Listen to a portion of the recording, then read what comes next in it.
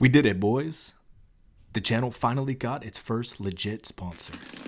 Banggood sent over an email and asked if I wanted to review one of their RC cars, and I said sure, as long as I get to choose which one.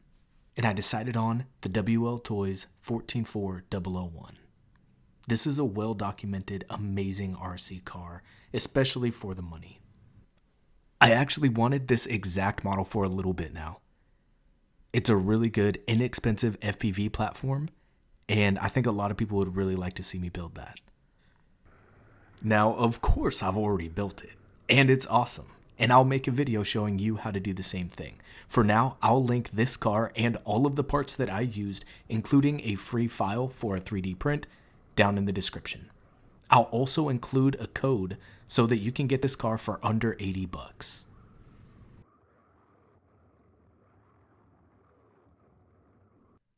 And no review is complete without some kind of unboxing, so we'll get into that real quick. You can see that the car comes with a charger and a battery at the price that I mentioned before, and a manual, which is pretty rare considering it's an inexpensive RC car, right? This car also has all of its replacement parts available online. Again, something that is rare from an inexpensive car, but not something that I would recommend unless it had that. The radio that it comes with is pretty nice. It feels good in my hand, and it has trim for the steering and dual rates for the throttle, so that you can give it to a beginner without worrying too much. You just dial it back a bit for them. And finally, getting the beast out of the box. And first thoughts is, this thing feels chonky. It's solid. It's a 1/14th scale car, but it feels just solid and heavy. It is 4-wheel drive and is geared for a 2S battery. And even on 2S, it can hit just under 40 miles an hour. It does have a brushed motor, but that really didn't seem like it held this thing back at all. I have seen some people do a brushless upgrade, but honestly, I don't think it needs it. Here, I'm just checking to see if I can bop any screws loose, and it doesn't look like I'm gonna be able to. So we can take it outside and run it.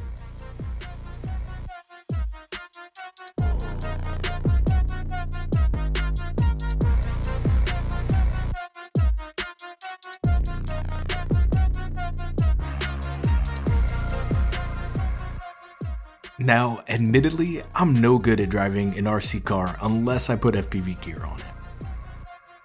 But there's one thing I am good at, and that is crashing RC cars, which is well documented. Here, check this out.